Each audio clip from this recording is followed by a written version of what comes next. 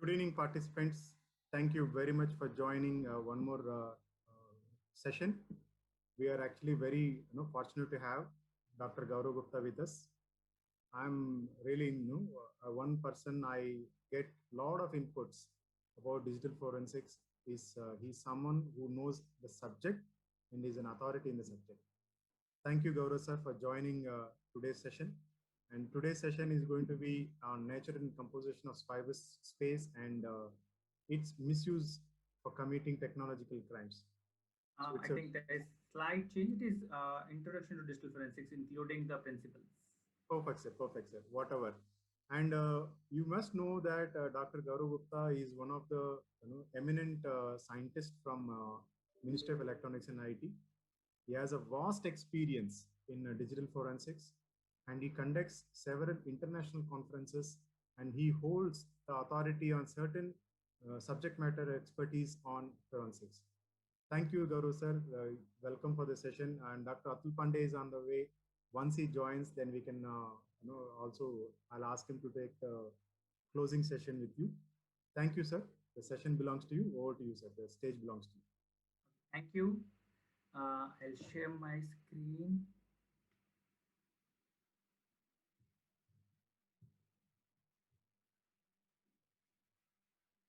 I hope you can see my screen. Yes, sir. We can. Okay, so today's topic, which is there as a part of this diploma program, is Introduction to Digital Forensics, and where I will be, discussing about various foundational aspects of digital forensics. I will be discussing, most of us know what is forensics and digital forensics, but I will repeat and, give you a formal definition of digital forensics. I will then discuss why do we require forensic principles and digital forensic principles, and what are those foundational forensic science principles and digital forensic science principles which we rely on to develop solutions which can be used to investigate incidents of computer frauds and cybercrime. So there are certain traditional forensic science principles, and we will see whether those traditional forensic science principles are applicable and relevant in the digital world or not. We'll see what are the challenges and constraints which exist because of digital technology in front of traditional forensic science principles, and is there a role of new technology, digital technology, using which we can either enhance or adjust those principles so that those are applicable to digital world also. So these are some of the things which I'm going to discuss. I would suggest, if you have any questions, any further discussions, if you require at any point of time, feel free to interact, stop, suggest, and accordingly I will take up your suggestion and comments. So first thing which we are doing this course on diploma program on forensics and law. So we must know what is the forensics. Forensics, in very layman sense, is application of science to the law. We are applying scientific principles, scientific techniques to detect and fix a crime. So here, detect and fix are two very, very important words. Detect means we need to find out whether the crime has happened or not. And fix means to find out how and who did this crime. So there are two aspects to it when we talk about forensics, that not only we need to find whether the crime has happened, that means detection of the crime, but also we have to find out who did it, who is the person who has done the crime. Because many times forensic techniques only lead us to digital device. They will lead us to a mobile phone, they will lead us to a desktop or a laptop, they will lead us to a digital device which has been used to commit the crime. But then one more challenging aspect of digital forensic investigation is to find out who is the human being, who is the human person who is using this device, and who is the person who has committed this crime using these devices.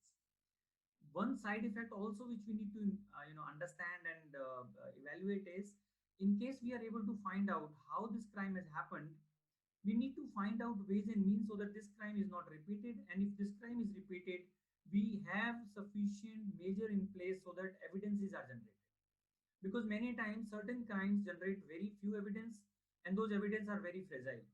So the enhanced part of this particular these two words is detect the crime, find out the human being who has done the crime, find out how that person has done the crime, and then find out what can you do so that in future this crime does not happen. And if in case this crime happen, what can we do to enhance forensic readiness of the system? So basically what we are trying to do when we are doing forensics is reconstruction of sequence of event of past, where we are trying to answer W family questions as what happened, who did it, why he did it, when did he do it, how he did, where he did. If we can answer these W family questions about an incident, about a you know uh, reported crime, then we can generate artifacts and evidences, and we can put them into a timeline. And putting them into a timeline is reconstruction of sequence of event, and that is where the investigation proceeds. So basically, we are applying forensic science for justice. And when we talk about digital forensics, we add computer science. We add computer science and allied sciences for doing investigation.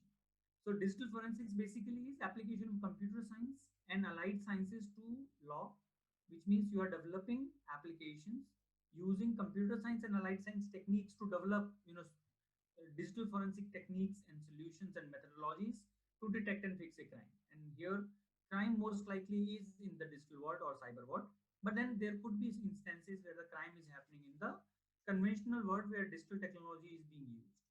Again, in case of digital forensics, also we need to reconstruct the sequence of event by identifying and by quantifying the digital artifacts which might have been generated during the course of an incident where the criminal was doing a crime.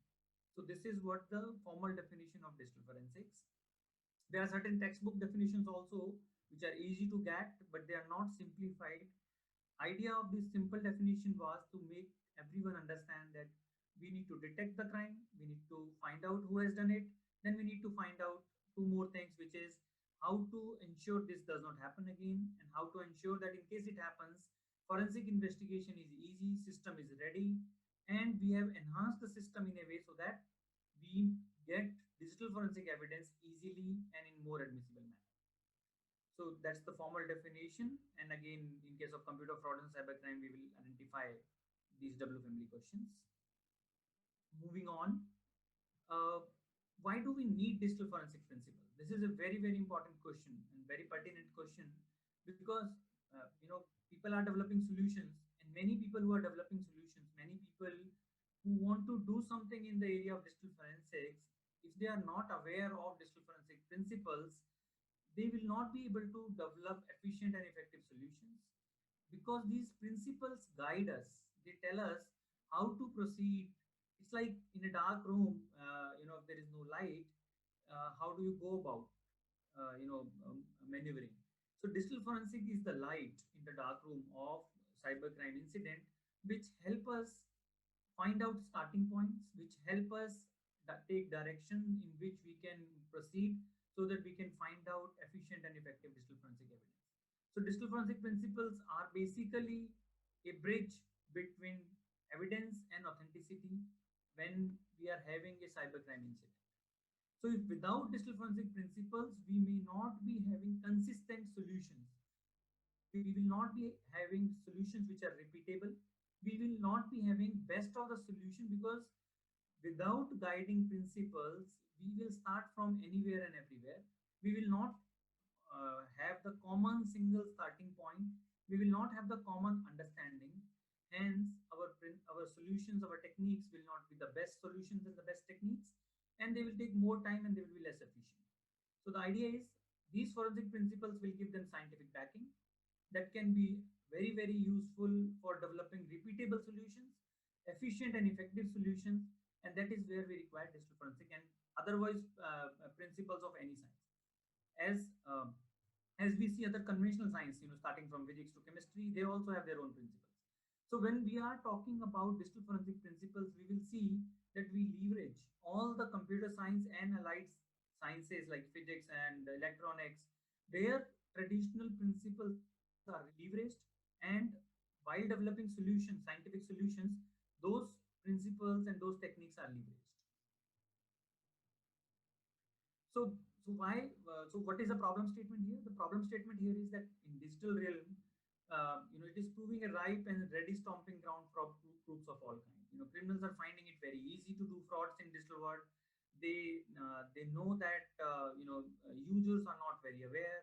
They know that there are a lot of technological gaps because technologies are developed without giving due care and due diligence about security aspects, without giving complete thought on how these technologies can be misused because of competition, because of change of speed of change of technology. So digital technology has enabled and empowered criminals in a big way. They are taking advantage of this very powerful and wonderful technology which is shaping the future of mankind. Digital forensic science is still evolving, though in last 10 years it has evolved a lot. But then as digital forensic science is evolving, so is the technology, digital technology. So what happens is, if we develop a solution to probably investigate a hard disk, tomorrow we have SSD as a storage media for which our solutions may not be as great. So since the technological change is very very fast, digital forensic also has to evolve very fast. I think somebody has raised hand. Ashraf has raised hand. Is there a question?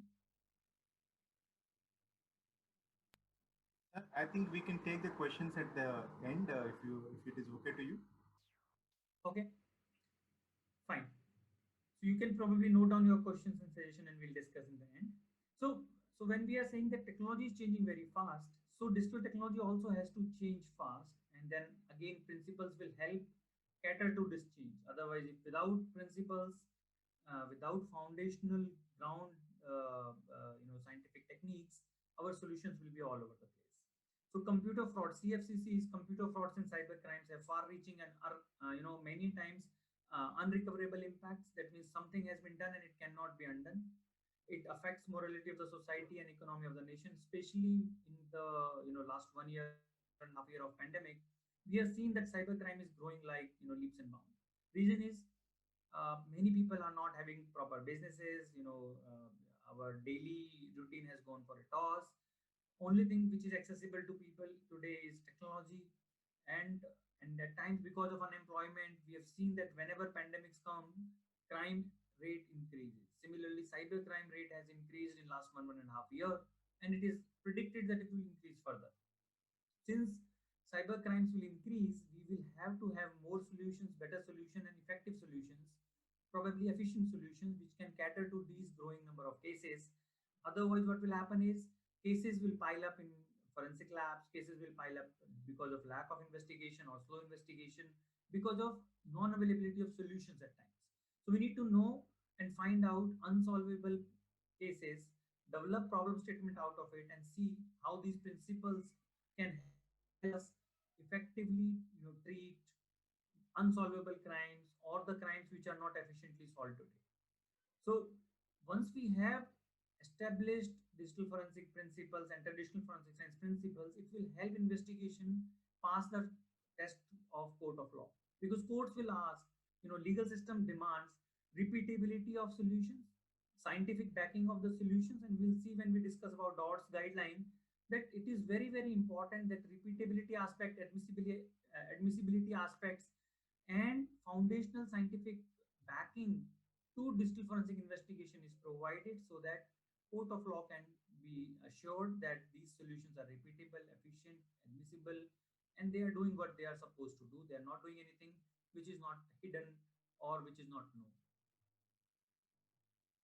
Right. So the current status is the abuse of digital technology and its advancement is real and growing. We have seen with the number of reported cases, and criminals are using and tapping the enormous potential of digital technology, which it has to offer to the mankind for committing computer frauds and cyber crimes. Very very innovative computer frauds and cyber crimes are happening. We have seen, because people are not having jobs, there are a lot of job frauds which are coming. People advertise that okay, this is a site where they advertise job, they ask for some fee and people pay some fee, and after paying those fees, after collecting those fees, those websites are not doing anything further. There are websites which are fake websites which look like a government of India website or some other websites which are providing jobs, but they are not genuine. They are phishing websites or they are fake websites, and these kind of frauds are also growing. So this is the slide where, after which we will move on to the actual principal part. So again, I'm reiterating that we need to detect computer fraud and cybercrime. We have to fix and do the reconstruction. So the the very purpose of forensic science is to find out the human being who has done the crime, because that is the person who can be prosecuted. You can't prosecute a machine. You have to prosecute a person, identify the person or human being, and this will if you are able to find out and develop solutions using which you can find out who is the human being who has done the crime and you can prosecute that person, then people will be afraid. People will have fear of the law, and people will not do such crimes. Today, what is happening is, if I'm doing a crime and if I'm not getting caught, it is seen by others who know me, and then they will also try to do frauds, thinking that doing cyber crime, doing computer fraud, cyber crime will go undetected. Technology does not exist to detect the crime. Law does not have enough scientific backing and scientific grounds to prosecute us, and this actually gives a wrong meaning to the society. So digital forensic principle will help ensure effective and efficient digital forensic investigation life cycle, starting from law enforcement agency to forensic scientists to the judiciary. Scientific principle will back complete digital forensic investigation life cycle. So, on what basis foundational, forensic science principles work? The forensics, the traditional crimes, in traditional world, when we talk about conventional crime, the primary evidence comes in the form of physical, chemical, and biological traces. So there will be, let's say in case of a murder, there will be blood. In case of a weapon or a blast or a bomb, it will be a chemical. There will be biological traces, tissues, DNAs. All these things are physical, chemical, or biological in nature. So traditional forensic principles rely heavily on physical, chemical, and biological traces. These evidences are then corroborated by direct or indirect circumstantial happenings.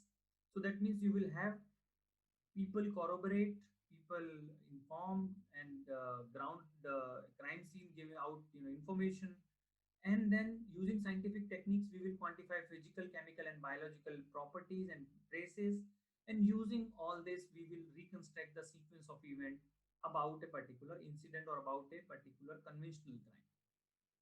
So their well-founded physical, chemical, and biological principles are applied to correlate the facts and identify the man behind. For example, if a poison is given to a person, there are chemical techniques where tissue from the person, the diseased person, is taken, and some chemical tests are run to confirm which particular poison has been given. Similarly, when we talk about, let's say, ballistics, we have very solid foundational physics principles which we can apply to find out direction of the bullet, speed of the bullet, impact of the bullet on glass, or if it goes to a surface, what will happen. So foundational physics principles will be applied to come out to a scientific conclusion, and that conclusion, that scientific techniques and those scientific quantifications will be used in court of law to prove a point about a particular incident which has happened in the conventional world. So basically, physical, chemical, and biological principles from their respective sciences are used to develop scientific techniques to quantify whatever evidence or artifacts are present in the crime scene, and that will be used to help identify the person who has done that particular crime. When we talk about conventional and traditional forensic science, most of the time we do not use complete evidence. We use part of the evidence, analyze it using techniques, and we preserve rest of the evidence for later verification or third party verification or for repeatability purpose. So what happens is, somebody has done the analysis, and if somebody disputes, and if court or any other person wants to repeat the experiment, repeat the test, and reconfirm, it can be done because the evidence has not been used completely in most cases. Only in very, very few cases where you have very small amount of artifact or there are compelling reason, because the only test available is destructive test, that particular test is applied. But it is preferred that in traditional forensic science, only non-destructive tests are applied, non-destructive techniques are used, and evidence is preserved for later verification. So this is a diagram which I have been using while doing my PhD. This was part of all the forensic knowledge which I compiled together, and these are four aspects about digital forensics which I'm going to discuss. So we have when we talk about any digital incident which is happening, we talk about four different things which can happen. You know, something is happening at the crime scene, or when the crime is happening, or a event is happening which is a criminal or a malicious event. You know, what all is involved are entities. That means uh, there are certain entities which are there, which get impacted because of an event. So they will have some state before the crime has happened, they will have some other states after the criminal event has taken place. So that event will change the states of the entities, and these can be identified using physical, chemical, and biological techniques. For example, let's say there is a person sitting in a room. So he is live, he's alive, he's working on, let's say, something, and there is a incident or there is an event of firing of a bullet. So this firing of bullet incident triggers a bullet to be, flown from a far off place, piercing the window glass, hits the person, and now the state is window glass is broken. The state of the glass has changed from intact to broken. State of the person has changed from live to dead, and because he has been hit by a bullet. And there might be many other things, like there are some chemical which has come out of the gun as a gunpowder while the gun has been used to fire the bullet. So the person who has fired the bullet, his hands have gunpowder. The bullet has the scratch mark on the barrel from which it has come out, and so on. So what happens is, when we talk about an incident, we talk about entities, states, and events about that particular malicious event which we want to investigate. And this is one set, and we will see how this can be used going forward. Second part is legal part, where we say we have laws, we have judiciary, we have international laws and treated in case crime is intercontinental, and then we have how do we do admissibility of the incidents which are happening and the investigation which has happened.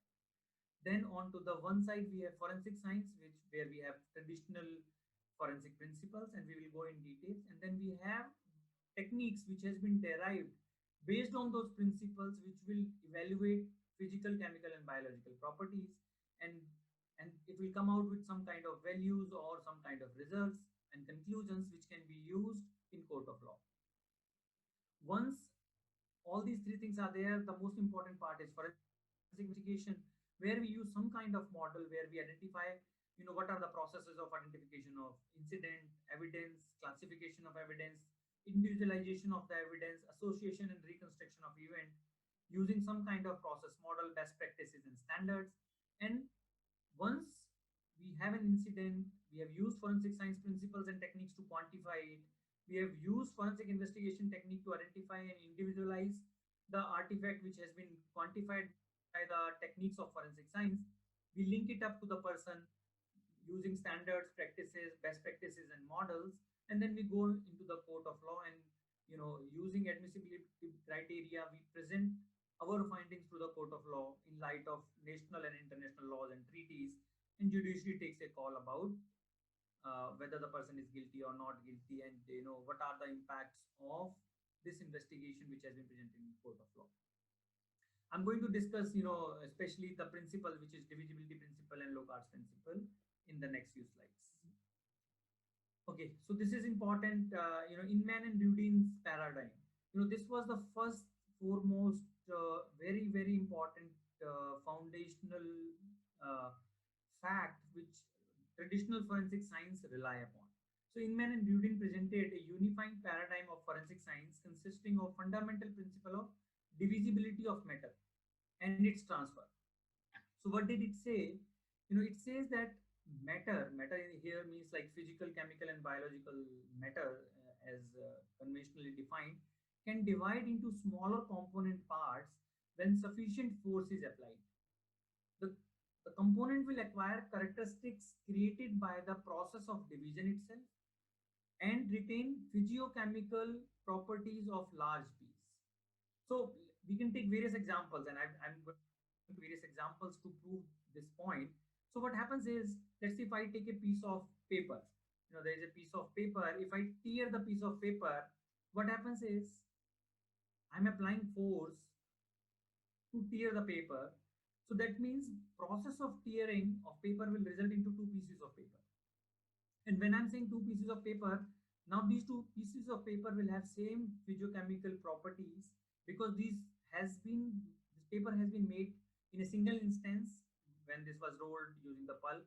Now, when I'm putting and tearing this paper by applying force in two parts, I can still prove that both parts of the paper belong to the same set. They have the same manufacturing process, same chemical and physical, almost same chemical and physical properties, and they are from the same source. Whereas now, instead of tearing, if I take one part, let's say if I take matchstick and light the matchstick and burn the paper from one particular side, one particular part of piece of the paper is burned, and now it is blackened, and it is a resultant, burned paper. One part is burned and one part is intact. Here, when I'm saying force, the force instead of physical force, it is the process of burning which is important, and that is resulting into burnt paper. Now this burnt paper has been transformed. It does not have same physical and chemical properties as the intact part has, but there are scientific and chemical physical and chemical scientific technique which can be used to prove that this burnt paper has come from this paper only. So we can run some spectrometry tests. We can run some chemical tests to say that the original paper, when treated with this particular heat or fire, results into same kind of burnt piece of paper. So using chemistry scientific principles and physical scientific principles, we can prove that both of these parts are same. So the idea is there is an event. The event could be a force. Force could be like physical force or some kind of chemical reaction, transformation or physical transformation. So these result into some kind of change in state of the property of the entity. So entities change state because of these physical or chemical or biological forces. And this, if you see the last paragraph, it says that this statement leads to three corollaries, and they provide us the consequences for the analysis and interpretation of the physical evidence in the traditional world. So what are these three things? So first is that some characteristics retained by the smaller piece are unique to the original item, as I told in case of paper. If I'm taking a small part of a paper from the big paper, it will have same properties as of the paper. So these traits are useful for individualizing all pieces of original item. So if an evidence has been divided into multiple parts, they all will have same kind of individualizing properties, and corresponding scientific techniques can be used to quantify them. Number two says some characteristics retained by the smaller pieces are common to the original item as well as to the other item of similar manufacturer. Because let's say there is a single sheet of paper, nobody will have single sheet of paper, right? If I buy from market, I'll buy a rim of paper. So that rim of paper probably has been manufactured in a single batch, will almost have similar properties. Hence, when we are saying that this is some kind of classification. The first part is individualization. The second part is classification. We are classifying and grouping them together a certain objects which have similar properties. Further, moving on to point 3, it says the characteristics of the original item will be lost or changed during or after the movement of division or subsequent dispersal.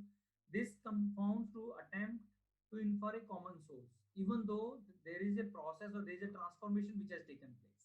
So this transformation basically means, again, like burning of a paper, putting some chemical which is transforming the physical or the chemical state of the paper, and so on. So paper is just an example. It could be anything happening in conventional world. In case of digital world, things will change, and I will come back to those points going forward.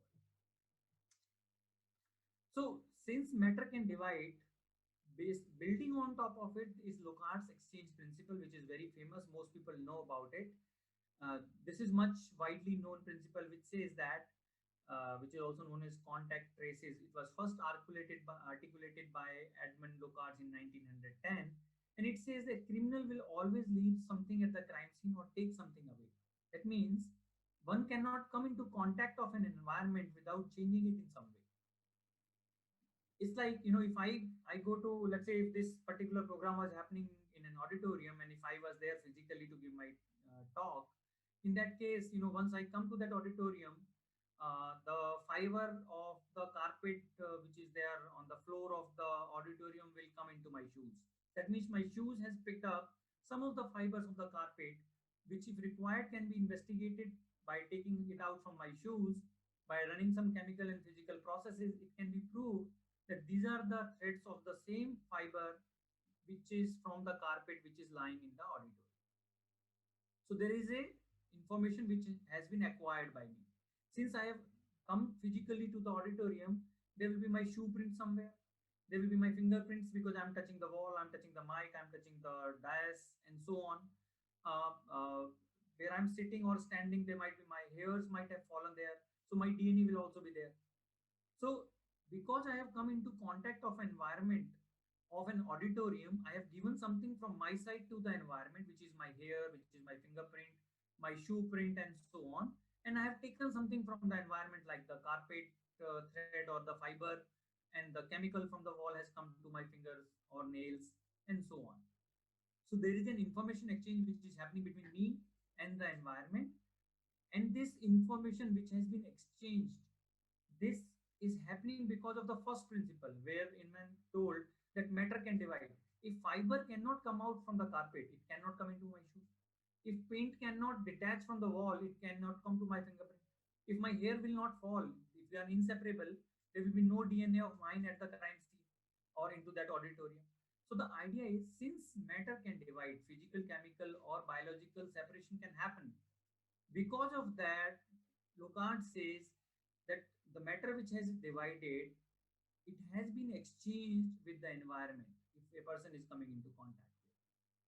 And this exchange of the matter can be quantified using techniques which are developed based on scientific techniques of conventional physics, chemistry, and biological sciences, can lead to evidences. And we'll see how this happens. So let's take an example. Let's say before 1800, DNA was discovered somewhere around 1800 something, right, or early 1900s. So before DNA was discovered, forensic science existed, and crimes were happening, incidents were happening, people were investigating. We knew probably fingerprints, but let's say if a person who is smart, who is using gloves so that fingerprints can be avoided, committed a crime before the DNA technique was developed, what will happen? No fingerprints will be found, although there will be hair at the crime scene of somebody. Since we do not have technique, DNA technique developed, we cannot use the biological technique, biology based, principle based technique, which was developed later on, which is identification, quantification of DNA, to prove that this person was there. So the idea is, physical, chemical, and biological world, scientific techniques are evolving. Not everything exists today also. So to, techniques exist. Using those techniques, you quantify the existing evidences. And once these evidences are identified, if, when they are communicated and they are, quantified and presented in court of law, they become scientific techniques, and they become admissible based on certain guidelines, which also we are going to discuss in due course of the presentation today. But what is very important to note is, whatever techniques exist today, it does not mean they are the complete set of techniques. Like DNA, because 1800 something, DNA was not discovered, but evidences were still there, but they were not quantified because of lack of technique. So there are still many cases which are happening today, which we cannot investigate, although evidences exist, but we do not have techniques to identify and quantify those evidences. And that is where a lot of researchers are working in light of forensic principles to develop better and newer solutions, newer techniques, newer methodologies, which can be used to investigate existing as well as new form of crimes. So combined with divisibility principle and Locard's exchange principle, we find out that wherever there is an information exchange happening between a particular physical, chemical, and biological component at crime scene, that should be our first starting point of investigation.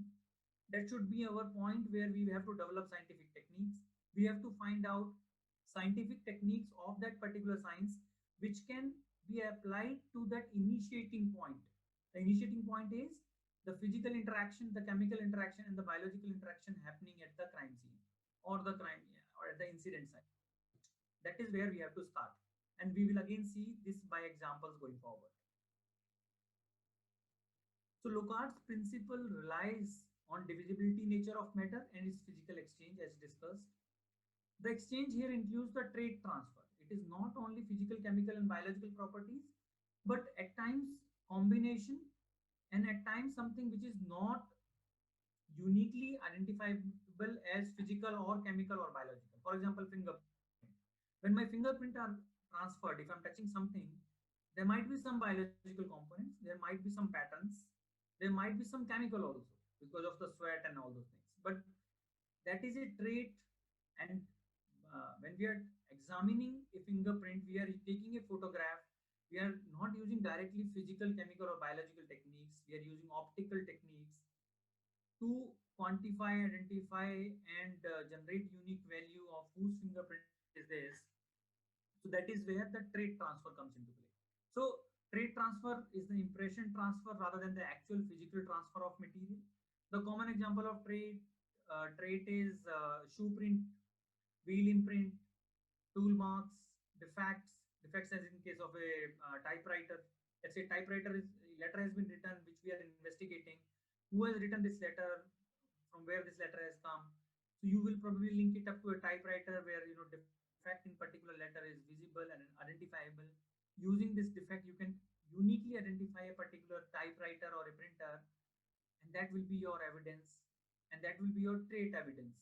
It has been generated based on traits. So the thrust here is on finding developing techniques to identify, classify, and detect the matter exchange in order to link object to the source. This is very important. The foundational principle is being used to develop techniques, because we have to identify that this is the piece of evidence we need to investigate. Then we need to classify where it belongs to, what is the group. Then we need to individualize, we need to associate it with the person, and that will be done using the matter exchange and Locard's exchange principle. So transfer in traditional realm relies on physiochemical and biological transfer. That means trace evidence, transfer of very small physical entities, traits, macroscopic evidence, transfer of larger physical entities, breaking something, breaking stones, two parts of stones, and so on, the bigger transfer, or the trait evidence, that means impression, imprint, or patterns. So Locard principle has tried to clearly identify what all possible transfer can happen in physical world. Although in digital world things are little different, and we will see those. So look further on Locard's exchange principle. Following are the factors affecting transfer and detection. Transfer and detection of the matter exchange will depend on force of division and ease of division. Something is very difficult to divide and it requires a lot of force, then probably it will not divide easily and it will be difficult to find out separation. Whereas certain things are very easy to divide, very little force is required. So our techniques selection will depend on what kind of force of division has been used and how easy was to divide the thing. Force for transfer during contact and transferability of the matter, because you can divide, but it can whether it will remain divided or will it transform or will it transfer, because it depends on the material basically. Biological components behave differently than physical components than chemical components. Chemical components will let's say some components can oxidize if they are lying like that, whereas physical things will not deteriorate so fast. They will give you a lot of time before something happens to them. So these are again important aspects of Locard's exchange principle. The thing which you are investigating, you must know the transferability aspects and deterioration aspects, evidence aspects, fragmentation aspects, whether they can persist as fragment or not, whether secondary transfer can happen or not, whether unrelated transfer can happen or not, whether the uniqueness of impression or imprint or pattern can sustain or not.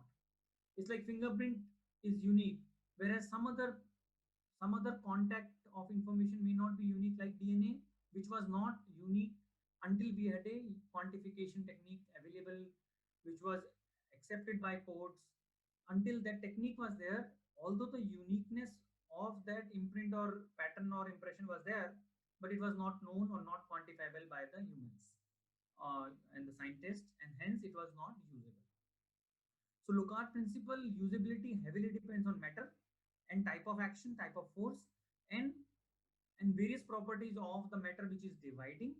But depending on whether it can sustain long term, whether it is very fragile, we need to develop solutions accordingly. For example, initially we could only do fingerprints. Later on, we could do latent fingerprints also. So techniques evolve, and we are able to do more complex tasks easily in a more admissible manner, and it can be used in court of law. But Locard principle always gives you the starting point along with the divisibility of matter principle. These two principles in combination will always tell you where to start investigation from, what kind of scientific technique you should choose, and if no solution exists, where to apply your research and development efforts, which direction and which starting point, so that you can have a feasible, effective, efficient, and admissible digital forensic technique to quantify that particular piece of evidence. Now we will come to the point where we are evaluating, we have principles, traditional forensic science principles, but they lack applicability, or they are little difficult to apply in digital world. This is I've taken it from my PhD thesis long back. In my thesis, I evaluated what are the characteristics which make it difficult to apply traditional forensic science principle in digital world. So if you see on the left hand side, we are saying what is the correct digital objects characteristics, and then we are evaluating onto the right hand side in two columns whether the divisibility of matter and Locard's exchange principle is easily applicable and what are the challenges. So when we talk about digital information, in most cases, very little divisibility of matter takes place, because let's say if I am sending an email, I'm connecting from my laptop to, let's say, Yahoo server, and then I'm composing an email. So there is no physical change which is happening inside my computer, which is very easy to quantify. Although at a nano level, there might be some changes which are happening in the hard disk, but then they are not visible to the naked eye. They are not very easy to quantify. Probably techniques does not exist to quantify those changes right now. Then that Yahoo server is connecting to, let's say if I'm sending a mail to Gmail, a person who is having a Gmail account, that Yahoo server is connecting to Gmail server. From Gmail server, whenever that person is logging in, he's getting email onto his computer, displayed, rendered on the screen. In this process, physical, chemical, and biological changes are very less. Only physical contact is between the person who is sending the email, is his fingers to the keyboard, but he's touching those fingers or on that keyboard for various other purposes, right? So divisibility of matter in the classic sense is very difficult. There is no, like in case of a physical crime, let's say murder, a blood will be there, or person lying dead will be there, or a weapon will be there, a gun will be there, a knife will be there. So those components are physically tangible, physically, chemically, and biologically tangible objects. There is no such tangible object when we talk about digital information. We can't touch the digital information. We cannot do chemical processing of digital information. Hence, when we see Locard's principle, there is no or very little matter exchange which is possible to quantify. It is happening at nano level, but we can't see it, we can't quantify it, we cannot do much about it. Now, the second characteristics of digital objects is short lifespan of digital objects. Digital information is very fragile. Lifespan of digital artifacts is relatively very short compared to those of physical, chemical, and biological entities. A knife will not run away in a second, whereas a digital data you can overwrite very easily. So it is very difficult to measure and quantify entities and states of digital objects compared to physical objects. Since we are not able to, since the lifespan is very small, since we are not able to measure and quantify states and entities, it is very difficult to identify exchange which is taking place between macroscopic particles and trait exchange which is happening. So intermediate state changes are very difficult. For example, I'm sending an email, there is something in RAM, there is something in cache, there is something onto the cache and the in something in router, some packets on router, there's something on the server, and all these are changing very fast. Before I can do something, probably state change happens, and there are so many states it takes in between that we are not able to identify and quantify that. Next, digital object characteristics is remote and virtual access of digital data. As we all know that we can connect to anything anywhere using remote and virtual access. Especially in pandemic, we are doing everything remote. So what happens is scope of the crime scene is geographically unlimited, whereas in normal conventional crimes, scope is extremely narrow. A crime scene is always finite. Crime scene can always be secured by the police, and it is a finite boundary. Whereas in case of remote and virtual access of digital data, there is no fixed crime scene. It is everywhere. It could be spanning across multiple geographies, multiple countries and continents, and division quantification is very, very difficult. Since this is not possible, scope of the crime scene is geographically unlimited, hence source and target, which are exchanging information, it is very difficult to ascertain. How many in between servers and nodes and routers has been used by the packets when I'm sending an email is not known to me. And it changes dynamically. If I send the email now and after 5 minutes, the route will be different. The number of router it has gone through will be different. States will be different. Speed will be different. Timelines will be different. Time zones will be different. Hence, applicability of divisibility of matter and Locard's exchange principle is very, very difficult. There are further, as I discussed, changing technology. In conventional world, things don't change fast. People are using knife and guns still to murder people. But in digital world, you will change things very, very fast. Programming languages, operating systems, and softwares, they are changing very fast. Devices are changing fast.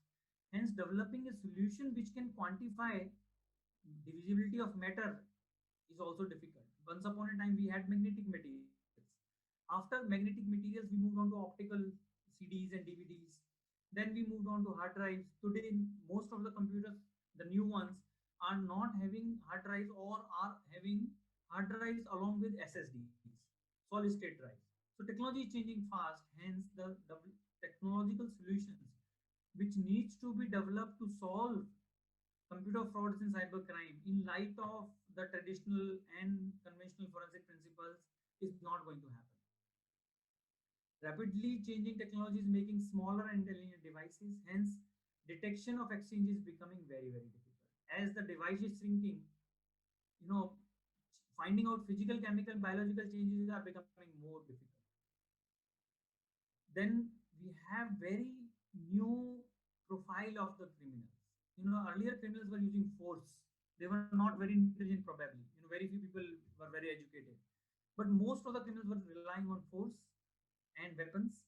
Today, intelligence, anti-forensic aspects are very important from the criminal's point of view. They understand how forensic investigations happen. They try to use anti-forensic techniques. They try to derail investigation. They try to plant evidences. They try to put fake information so that misguide investigation. So it is very, very different than conventional forensic science. In new digital forensic science and digital forensic techniques and principles and the methodologies, not only we have to handle the crime scene and the devices, we also have to handle the psychology and the intelligence and the capability of the cyber criminals, and how and what digital for anti-forensic techniques might have been used to plant evidences also needs to be considered, which was mostly not there in conventional crimes. Last but not the least, human behind the keyboard or the incident or the mouse or the virtual crime which is happening. Because in physical world, whenever a crime was happening, a person was supposed to do the crime. If somebody has to use the knife, that means a human being will use the knife. A person will fire the bullet. It is not machine who can do it automatically on its own. Today, I'm doing it using computer, and computer can be used by multiple people. Rather, what I can do is I can hack to somebody's computer and use his computer to carry out attack, to carry out hacking, to carry out cyber attack, or carry out denial of service attack. All these I can be doing from somebody's computer. Something new. We need to do the authorship analysis, identification of the human being who is carrying out this attack. This is something new which was not there in earlier conventional digital forensic, traditional forensic science. Right. So these were the basic, most important principles. Then there are certain other things which can help, which are not mandatory, which depend on case to case basis. There are certain principles, or there are certain best practices, or certain, uh, uh, certain statements which probably can be used in investigation, guiding the investigation. For example, we have individuality principle, which says, as the individuality principle, no two objects are identical.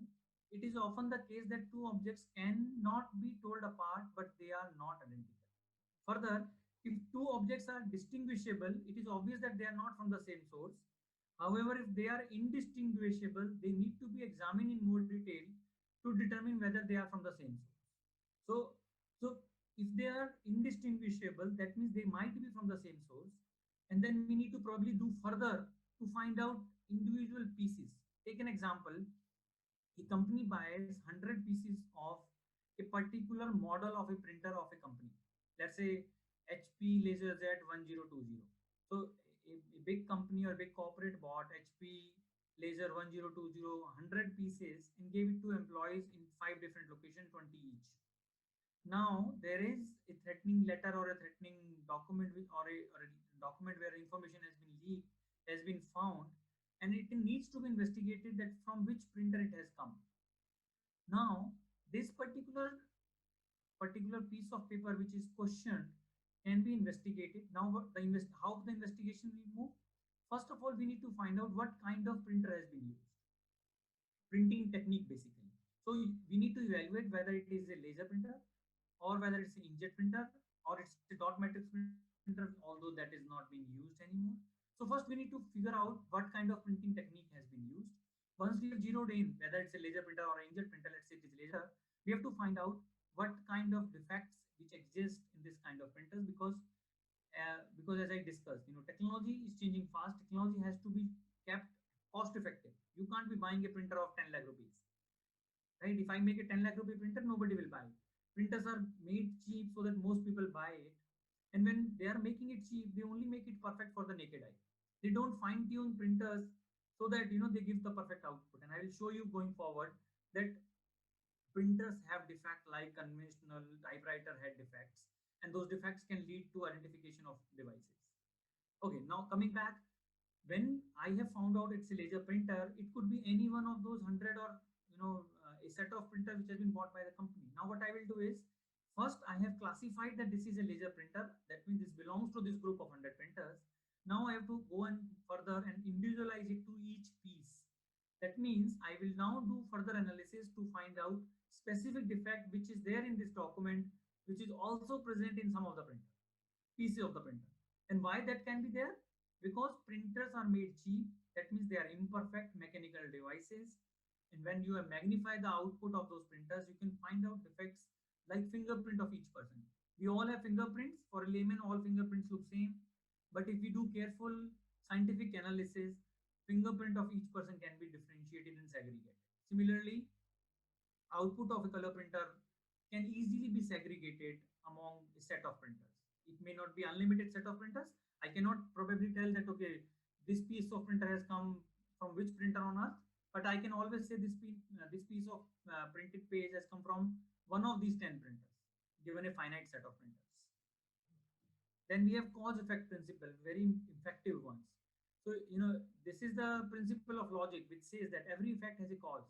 A cause must precede a effect, which means when we are finding out that there is a defect in a printout, there is some noise which is there in a printed document. That noise is coming because of a printing process, and that printing process can be understood to classify that noise and to individualize that noise. That noise needs to be connected to the particular piece of printer. So that is where this cause effect principle is very, very important.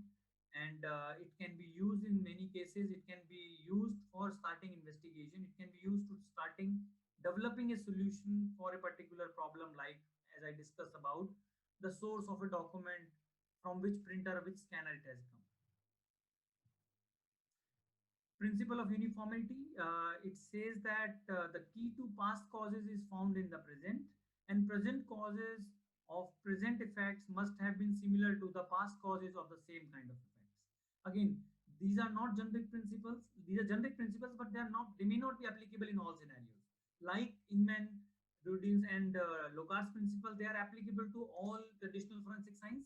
And once enhanced, those principles are also applicable to the digital world. For a while, I will switch over to a PDF file, part of my PhD thesis, where I will show you the principles of Inman and Locard's were enhanced to cover, the anomalies which were there because of digital nature of technology, and we have given the new definitions of both the principles long back, and we have published the work also, and I will show you that. Just a minute.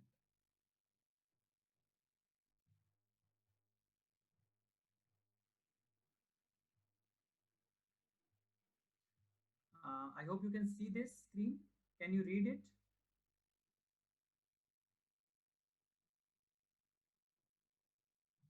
I'm assuming it is visible and readable.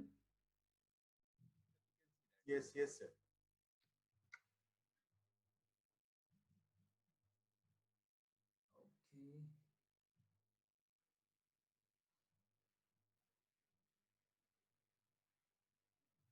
Okay. Okay.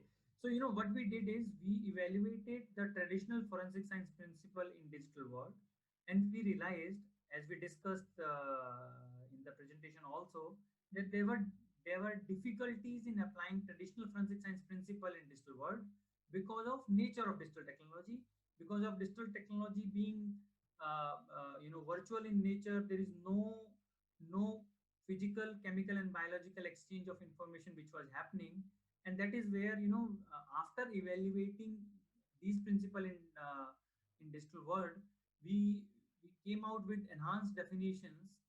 So division of matter due to forces of various kind is a fundamental event of nature. In material world, force action can produce deformation other than division. In digital world, in most cases, there is no division or deformation of matter as such, which is visible to the naked eye or which is very easily quantifiable. But there may be complete or partial division or copying of information in form of contents and traits. That means in form of bits and bytes.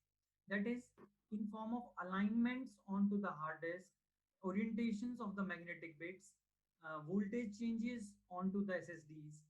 So those kind of changes are happening. Thus, due to some action, transformation of information, shape, size, volume, and appearance of entities takes place in both physical and digital world. Hence, we provided the new definition.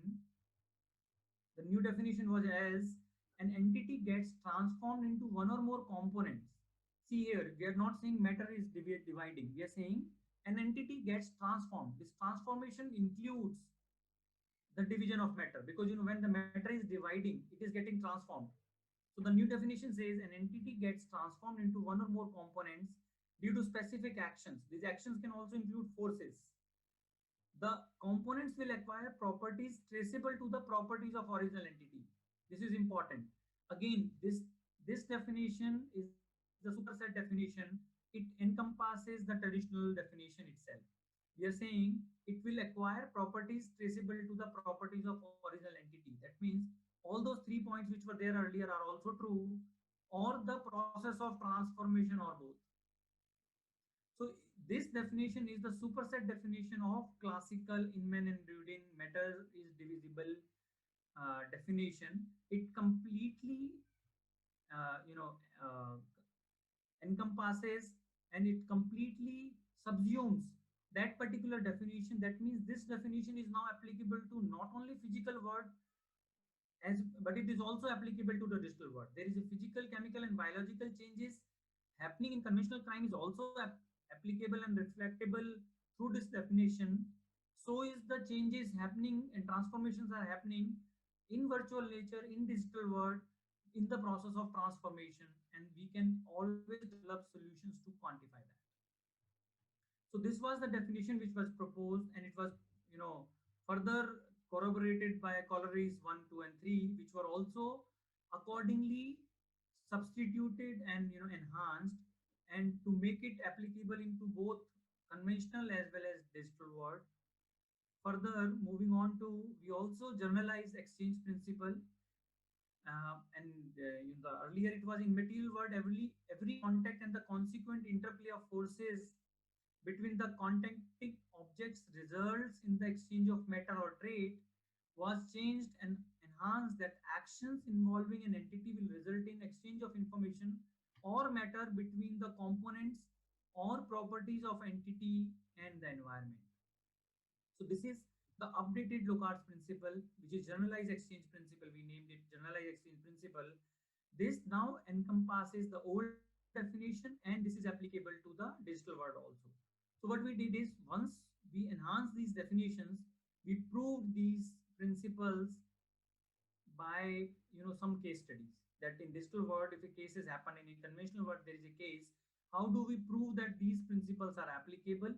And those case studies of various kinds were elaborated and detailed, and artifacts identified. I will actually go back to the presentation and show one or two case studies there.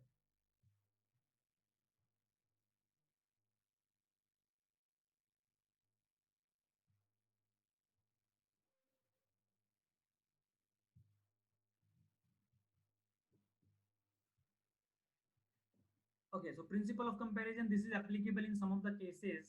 Here it says if we compare the questioned information with genuine one and the suspect, if available, using tools and technology, we can almost detect and fix culprit if enough of all genuine, questioned, and suspected material is available. This is specifically true in case of document science, where we say you can't compare, first of all, English signature with the Hindi signature. That means you can't compare apple with the orange. You have to compare same.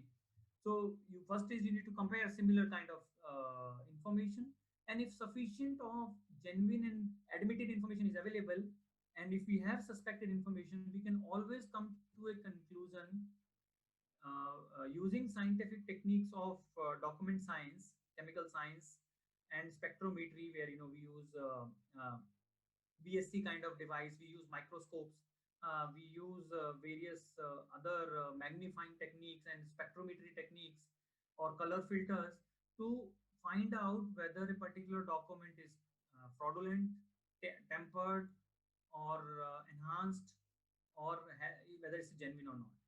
So this can easily be done. Again, principle of comparison is useful there, and it should be quoted as and when we are using these kind of principles. So based on these principles, some of the issues which were important is that, when we are talking about an investigation using these scientific principles, we need to help court of law and the legal system and the complete investigation, digital forensic investigation life cycle in terms of admissibility. So we need to confirm to certain legal rules before it can be put to before a court. And for that we have a DOTS guideline. That means any technique which we are going to use to quantify the artifacts leading to evidences in light of forensic principles, there are certain things which must be ensured. That is, it is admissible, it is authentic, it must be possibly to positively tie evidentiary material to the incident. That means there has to be a connection.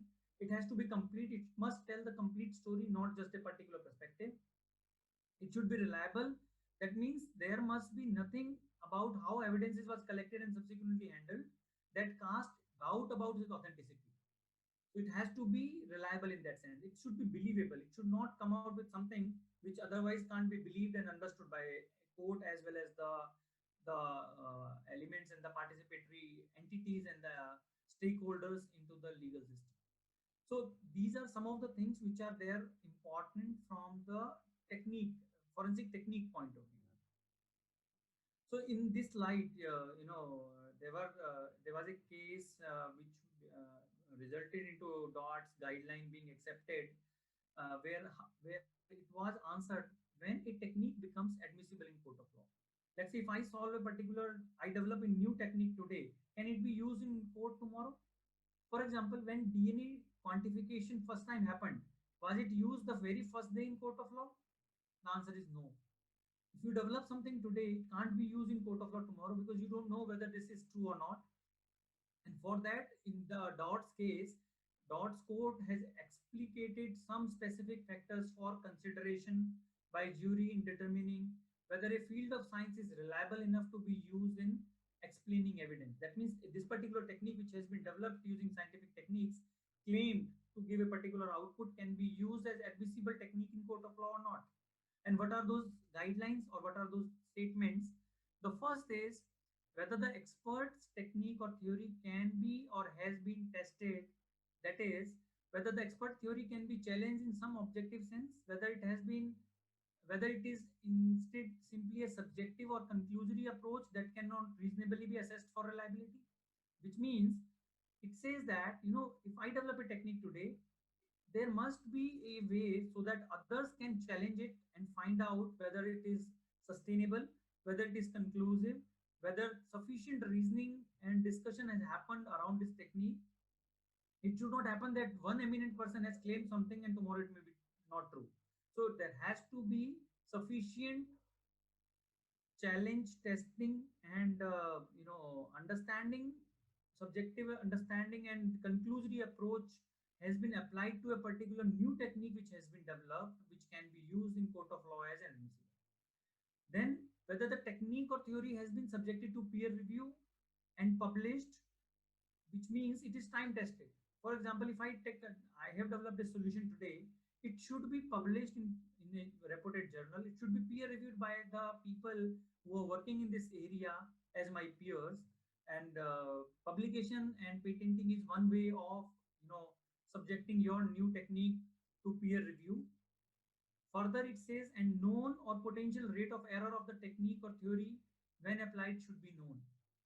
It can't happen that I say this is a miracle solution, everything can be solved by this solution, because nothing is complete and there are errors, there are conditions in which it will not work.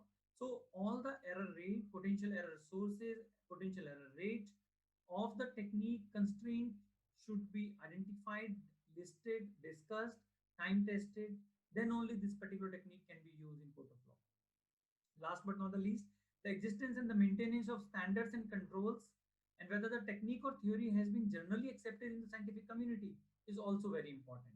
This is an extension of peer acceptance and peer review and publication, that sufficient time has passed, sufficient number of people in the community has accepted this as standard technique, and after that court will start accepting these newly developed techniques as admissible techniques in court of law. That is what was put forward in the Dodd's guideline in a famous case, and this has become more or less a standard where whenever a new technique has to be understood, whether it is admissible in court of law or not, these are the guidelines which are at least applied to those techniques. Right. So again, traditional crime versus computer crime, there are certain differences which we have discussed. There is lack of paper-based or physical evidence. Evidence is in a different format. You can't touch the operating system. You can't touch the data, and everything is virtual. These are different. Evidences are scattered, wide across geographical boundaries. Intercontinental and international laws and treaties impact investigation big time. Digital evidences have very, very short lifespan, hence very fragile. Apart from fragile, they're mutable. I can make similar file. Let's say if I copy two files and I give them same name, same date and time stamp, can you tell me which file is first, which is second? Or can you tell me which is original, which is fake? You can't. In case of a normal physical file, physical paper, if I take a photocopy or if I make a copy, there are differences. Copy will be of inferior quality probably. Whereas digital data is perfectly mutable, perfectly replicable. It offers extremely less time for collection of evidence because evidences are so fragile that they can change fast. The quantum of evidence which can be changed also is huge. For example, if I have to take out 1 lakh books from a library physically, it will take few days, if not few months. Whereas a CD or a hard drive containing 1 lakh books PDFs, I can delete in few minutes or few seconds by formatting it or by breaking it and by doing so many other things, by applying the magnetic charge, by doing the degaussing and so on. Right. So virtual nature of access raises more questions about integrity and admissibility. So this is also something which is, extra burden on digital forensic science, that since it raises more questions on integrity and admissibility, they have to have much reliable principles and much solid scientific techniques which can sustain question on the admissibility aspects. And I'm sure in sessions where law and the legal aspects of digital forensics and cyber law has been discussed, expert must have discussed these aspects with you. Um, as again discussed earlier, digital technology becomes obsolete rapidly, leaving little scope for standardization of forensic method. This is also a problem because in any science, standardization plays a very important role in giving assurance to the judiciary and to the legal system that these techniques which are being used are admissible because they have become standards over a period of time. Here, change of technology is so fast that before a standard can be evolved around a technological solution which has been developed for forensic investigation, technology changes, and hence leaving very less time or very less scope for development of standard around forensic methods. Forensic scientists have to deal with variety of platforms, applications, configurations, because in earlier traditional world, we had only few combinations. If you want to buy a car, there might be 5, 10, 20 models, but in today's world, even the phone has 10, 20 models, depending on configurations, which you can buy of a single particular model of a company. And if you go and if you see, there are thousands of phones with thousands of configurations which are customizable further. So there is no one magic wand that okay, this technique works with almost all kind of things. You have to customize, you have to understand, and that results in lot of time, that results in lack of standardization, and geographical boundaries and high impact and high intensity of change makes life of digital forensic investigator very difficult.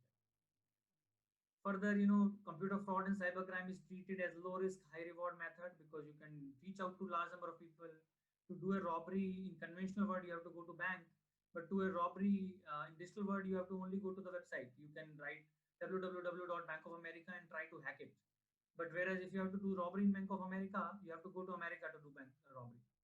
So digital world offers unique challenges and which pose difficult questions in front of digital forensic community and as well as solution developer, digital forensic technique developers, as well as principals. Criminals are intelligent. They know vulnerabilities. They know how to hide their tracks. They can take advantage of laws evolving slowly compared to technology changing very fast. Um, there are wide variety of information exchange source available for criminals. Criminals have groups. Criminals have dark web. Criminals share more information than probably law enforcement agencies share because they don't have to comply to something. They don't have any rules and regulation. They find out an attack and they share it quickly among their community so that they can take advantage of. Right, DNA technique I discussed, overwriting. Like overwritten data retrieval was assumed to be not possible for a very long period of time, but today techniques exist where overwritten data retrieval up to an extent can be retrieved. So what I'm trying to say is, in future we will have more techniques developed based on conventional as well as updated modern digital forensic principles. They will guide us in terms of developing more solutions which were not there for the crimes which are right now treated as unsolvable. For example, in mobile phone, for most of the mobile phone, if the criminal is not cooperating, is not sharing his pattern, password, or the key, you cannot extract data. But researchers are working using digital forensic techniques and guided by the enhanced forensic science principles to develop techniques where they can extract data even though criminal is not sharing the keys and the passwords and the pattern logs. Overwriting data retrieval has become possible. Document frauds, as I told, uh, you know, for a very long period, a piece of paper which has been printed by a paper was not linkable or traceable back to the source printer or the source scanner. But the technique has been developed, and I will showcase the technique going forward that these can be done, and that is possible to find out the source of a uh, uh, paper which has been printed by a particular piece of printer and a scanner. So this is again a part of my thesis which I did long back. It talks about document fraud starting from Telgi scam, which was 3,000 crore fraud at that point of time of fake stamp paper, where he also printed some of the stamp papers using printer. Fake tickets were used for watching cricket matches. By the time people found out that who are the people who are having fake tickets, match was over. So time value is lost, even though you detected these tickets are fake, but the match is over. So genuine people lost time and money and could not watch the match. So what we did is we conducted, counterfeit currency is known to us. These are some of the samples of, including old ones. What we did is we generated a lot of counterfeit document controlled samples. So we took currency notes, we took postal stamp, because postal stamp is one very unique thing. Nobody actually bothers to check whether the postal stamp on a envelope is genuine or not. And on a single sheet of paper, criminals were printing postal stamps of, let's say if I print 5 rupee postal stamp on A4 size, I can print close to 50 postal stamps. That means 250 rupees worth of stamps I can print using color printer in a cost of 10 rupee per page printout. So what we did is we carried out an experiment. We took commonly used document like mark sheets, and we scanned it and made counterfeit mark sheets ourselves. So what we did is we had a mark sheet, we scanned it by 2 different scanners, and then we printed by multiple printers. So we had multiple counterfeit documents and one genuine document. And if you see these circles which you are seeing here, what we did is we used a microscope to magnify these portions, because microscope has a limited aperture. We cannot magnify the whole document as a whole. So we took particular portions like the marks part, like the numbering part. We took, let's say, RCs. We took driving licenses. We counterfeited them. We took bank checks. So this is the original bank check, and then what we did is we scanned this bank check using 2 scanners and printed by 2-3 printers. So we got 4 counterfeit checks and 1 genuine check. We used various kind of pens. These are like gel pens, and in this case, if you see, it is a stamp pad ink. This is a magnetic ink. This is a ball pen ink. So we took samples of all kind of inks. The idea is, again, going back to the forensic principles, both the principle that matter can divide, that means printer has a ink is of matter, and since ink can divide and come out from the printer, and there is an information exchange between printer head and the printer drum and the piece of paper which is being printed, an image of a bank check or image of a postal stamp or image of a currency note.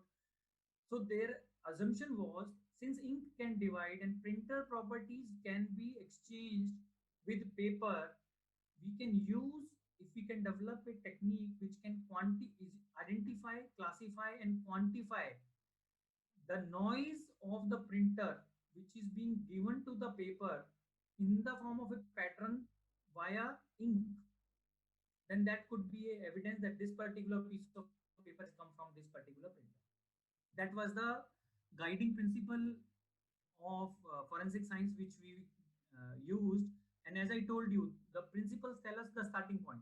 Starting point when a printer is being paper is being printed into a printer is the connection and the contact point of paper to the drum or the nozzle of the printer is the starting point where information exchange can happen as per the principle, and we relied on that. So what we did is we generated lot of documents. So let's assume we took this paper, scanned by 2 printers and scanned by those 2 scanned images I printed by 2 different printers. So I used a scanner 1 and scanner 2. Now I have 2 scanned images of this document, and I printed with scanner 1 image with printer 1 and printer 2, and scan 2 image also by printer 1 and printer 2. So I got 4 fake corresponding documents along with 1 genuine documents. Now what I did is I used microscope, magnified it 60 to 100 times, these encircled areas of all those documents which I discussed. If you see here, it is 19 and C1 which I have taken from these documents. And now I will go and show you the noise. This C1 is the same C1. The center C1 is from the original image. And if you see, all other images are having lot of noise. When I'm magnifying it 60 times, you can very clearly, very easily see the noise, and you can very easily distinguish that, okay, the corner 4 images are counterfeit, and the center image is not the counterfeit one, right? You can, so what we did is we also wrote image processing software which can automatically do it for us.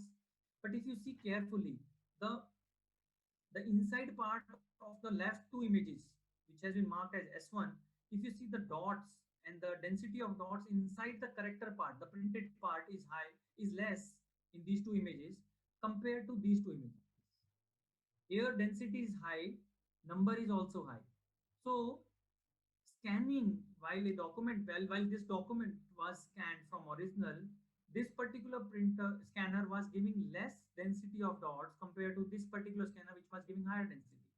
That means scanning process is incorporating different noise in different print scanners. Similarly, if you see, these two images are from same printer. They both are having bigger dot size compared to the dot size and the noise size which is there on these two printers. Which means whatever noise which has been captured by scanner, it is further amplified or de-amplified by printer in terms of shape, size and the density. So given these two parameters, and it is consistent across all kind of inks, it is consistent with, you know, any kind of paper, any kind of pen, any kind of surface, as long as printer is a laser printer or a inkjet printer, which is the most common way of printing today. Using these defects, these are defects of the printer. Using these defects of the printers, we developed an automated system which, if given images of the question document as well as the genuine document, can automatically classify them into buckets. And these are the, you know, image processing techniques we use. We use unique color count, we use texture parameters like variance of intensity, gray level, covariance matrix, uniformity, d energy distribution, purity of color, pixel distribution inside most dominating planes of the printed document. Using these, we developed an automated system, and this can actually further be trained using machine learning and artificial intelligence, which can then predict and, detect whether a document which has been given as question document is counterfeit or not, and which kind of printing technology, whether a laser printer or an inkjet printer has been used to generate it.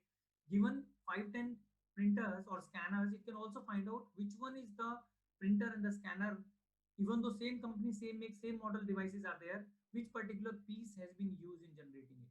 Because each printer nozzle or the drum is not perfect, and it is giving very, very unique mechanical defect which is coming out in terms of patterns of noise onto the printed paper, and it is not visible to the naked eye. If you see the document by naked eye, it will look perfect. Only under magnification, all these defects come out. So this was a technique which was purely conceived, developed, implemented, and tested based on the guiding principles of matter is divisible and Lucas exchange principle, that exchange of matter of printer ink is happening after dividing of ink, and pattern generation unique to a particular scanner and printer onto the printed paper. Right. So there are other techniques like steganography. Steganography is technique where I'm hiding information in a disguised manner.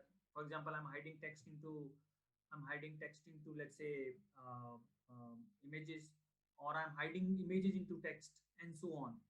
So one very basic example is, let's say this is an image. I zoom it out and put it as a I dot. If you see here, this dot is an image which has been shortened, right? So invisible ink is one. Let's say if I go to a Word document and if I select this text, let's say in this PPT, if I select something as white, it will not be visible, but it is there, right? So what people do, they use white color to write on white background, which is not visible otherwise. And any person who wants to get it back, he knows how to get it back. Further, in Microsoft Office, there are settings which if you set, for example, in Office 2000 up to Office 2003, if you embed any image and save that document, and then later on you again select that image after opening a document and delete it, it will go away from the visible range, but it will remain into the physically into the file. So if you have an Office which is older version, or in the newer version, if you enable the setting, even if you delete the image from the document, the word document size does not shrink. Reason is that image has been marked logically deleted, not physically deleted. And criminals are using it to transport this information. So these kind of things also we analyze in light of the exchange principle, the new exchange principle, as well as the principle of which we have enhanced, and we found out that information exchange is taking place inside the document, and that information exchange, for that information exchange, we can develop techniques to detect steganography automatically from millions of files which are traveling across network or are lying into a hard drive or a storage media. Right. So I am going to skip some of this. These are some of the techniques which we developed using the enhanced principles, and we proved that enhanced principles are applicable both in digital as well as the traditional world, and they can be used to develop newer solutions like I'm right now working on developing solutions for mobile forensics, passcode and data recovery without cooperation of a criminal. I think I will skip these and take up questions, because digital forensic principles and their applicability is something very very important. Various modern day crime requires understanding how new principles can be applied, and how using these new principles we can develop solutions which will be applicable for solving the crime in computer frauds and cyber crimes.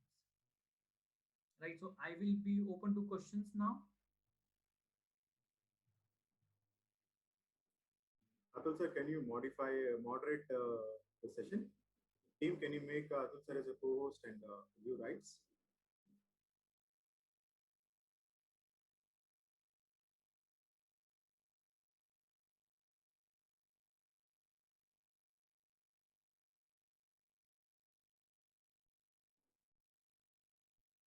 Pandey sir, is there?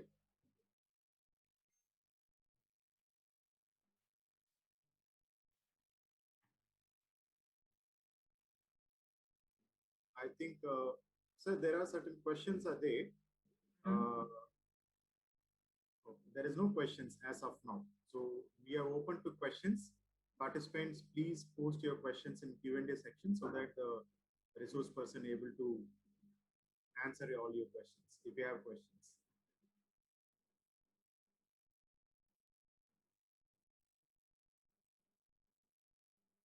So there are certain comments are coming in WhatsApp, like the chat group. I think everyone is thanking you for the good session. That was there. Then one, I could see some good. Thank you. Good. It's yeah. Yeah. There is some questions sir in the Q&A. Can you look at that? Yeah. I can see Pranav Tripathi ji is asking how much Lucas principle is relevant today in the present scenario. So I will say that modified Lucas principle is applicable very much in digital world also. It is the duty of the scientific community to take inspiration while developing solutions, and while justifying that how this solution complies to both the principles that matter is divisible and the matter can transform, or the information can transform, as well as the modified Lucas principle or the generalized exchange principle. They both are applicable. They both guide us in developing solutions. I'm still developing almost all my solutions, taking inspiration uh, and taking and identifying my first step where to start using these two principles. I will also be sharing the Word document probably from my thesis, which is there on this particular digital forensic principle chapter, to the team managing the probably LMS, and I'm sure and I'm hopeful that they will probably pass it on to you. Please send it by email. I'll put it in the LMS. I will.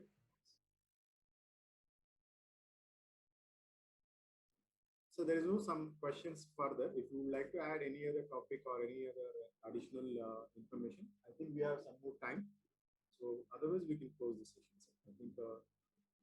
I just thought that this is a more theoretical area. People may have some questions. That's where I planned it like this. Okay. Okay. Maybe I think, sir, you can also talk about the latest, digital forensic techniques. I know you are also a member of that CBI committee where it looks up to the looking up to setting up a new cyber lab. If you could throw some knowledge on that, that will be very useful, sir. I think I will talk about 79A. It there will be a proper session on 79A probably later going on in IT Act. But 79A is Ministry of Electronics and Information Technology initiative where we are notifying examiner of electronic evidence under Section 79A of IT Act. So the idea of Section 79A is to evaluate government agencies and government labs, state and center, and any other government lab for their strengths, evaluating them on three aspects. That is, how good their processes are, how good their infrastructure is, how competent the people are. So basically, do they have processes and methodologies in place, along with the infrastructure, tools, and technology and methodology, and trained manpower to carry out investigation of a scope which they are claiming that they can do investigation on. So this is the scheme which was designed based on a couple of standards of ISO 17025 and 27031, which basically talks about standardization of lab processes and digital forensic investigation. The scheme was conceived in 2017-18 and operationalized in 2018-19, early notified. And since then, we have started evaluating various forensic labs, state, center, and special labs of Government of India. We have evaluated them in terms of, it's a two-stage process where in first stage, we ask for application and details about what are their processes, what are the scopes, how good they are, what kind of cases they are doing, their infrastructure details, and so on, where we judge based on the information they provide whether they have almost all the things required for carrying out investigation in an admissible and competent manner. And then once we are satisfied, we visit them on site along with this team of experts and evaluate on site in detail how good the labs are in terms of what have they claimed in terms of their infrastructure, processes, methodologies, SOPs. We ask them to conduct tests. We evaluate each and every aspect of chain of custody to investigation to report writing. The idea is the labs which are notified, they are evaluated rigorously on various parameters and they are competent in what they are claiming that they are competent on. They have good infrastructure, they have tools, technology, and methodologies and SOPs, and trained manpower and competent people who can carry out investigation. So this is the overall purpose of the scheme, and I think many labs has been notified, many other are in process. By no means if a lab is not notified means that they are not competent. They are competent, but probably because of various administrative reasons, they are in various stages of applying to the scheme. So that may be the reason. But then this is a scheme which where we have rigorously evaluated many of the labs, and it is mutually, we have helped them put in processes, put in methodologies, align their tools and technology in a way so that they minimize risk, they improve on quality of investigation, and this scheme has resulted into making them better equipped, better handle the risk, and better plan out their activities and be prepared for future upcoming kind of cases which have not been reported so far, but how to handle those cases which are going to come in future, for which you do not have probably tools, technology, and methodology right now, and how do you plan for it. So that is the overall purpose of the scheme of 79A, and the scheme which is notification of examiner of electronic evidence. And I'm sure most other labs which are in process of applying will apply soon, and I think people must be aware that this scheme exists, labs are notified, and gadget notification is there on the Ministry of Electronics and Information Technology website also for the labs which has been notified, along with the scope for which they have been notified.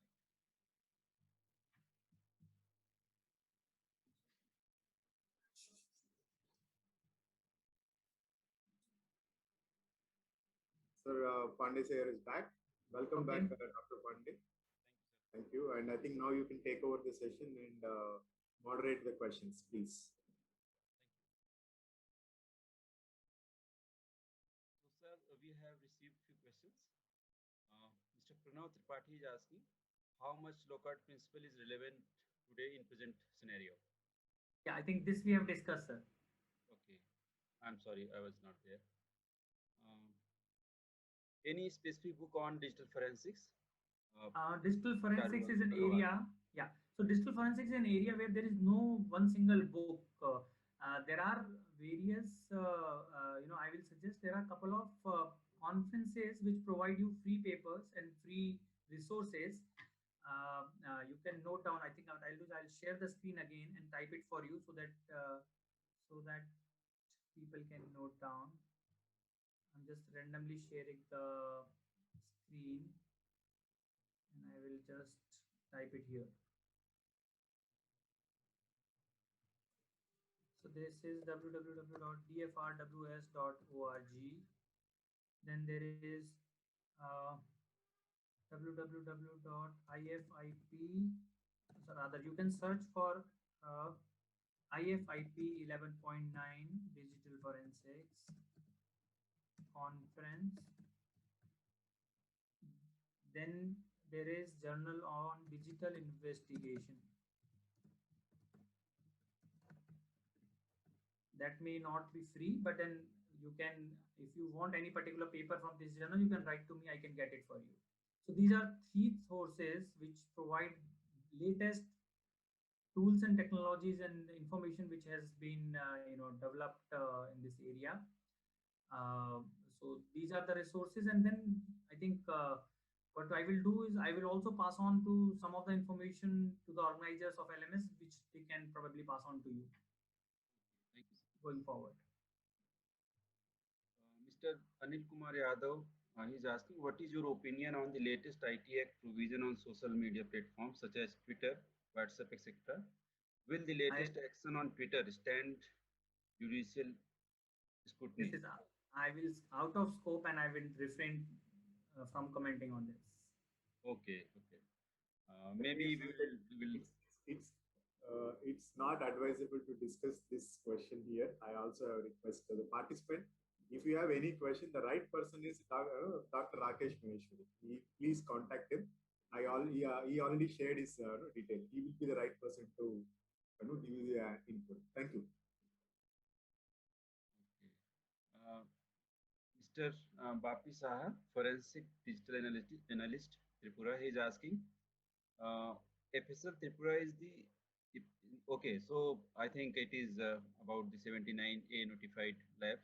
So So he's actually, informed. proficiency testing is not mandatory; it is advisable, and anything which is there in 79A, yeah, it is not like a 0 and 1 kind of thing.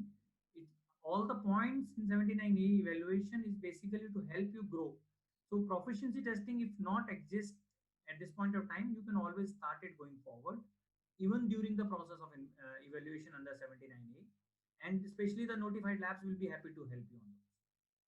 Okay. He has asked another question. How does Daubert principle applied in mobile forensics as it changes every time we acquire the device? Okay. So, Locard principle is stable and consistent. Your techniques are not confirmed, right? So, right now you may not be, it's like a DNA, right? Once DNA was not there, still the hair was there at the crime scene and you were not able to investigate. Similarly, for mobile forensics, we do not have probably such technique today, which will evolve probably in due course of time, where Locard principle validity will be confirmed every time you carry out a mobile forensic investigation.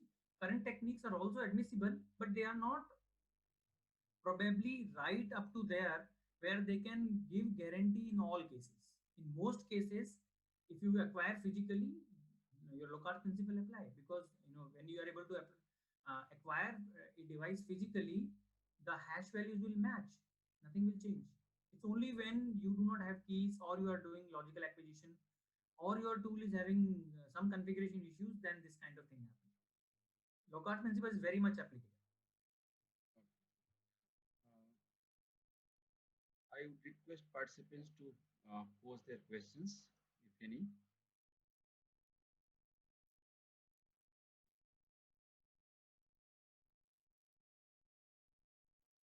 There is no questions from the participants. I have my request to the faculty member, sir. I just wanted to know, since you are saying Locard principle is very standardized when it comes to physical evidence, do we have any international standards on digital forensics? Like, do you have any IEEE standard? Do we have ISO standard? Which Yeah, need? yeah. So yes. So as I told in the scheme also, we have standards on digital forensics, and there are various forums which are now working on evolving further standards. So NIST has standard guidelines.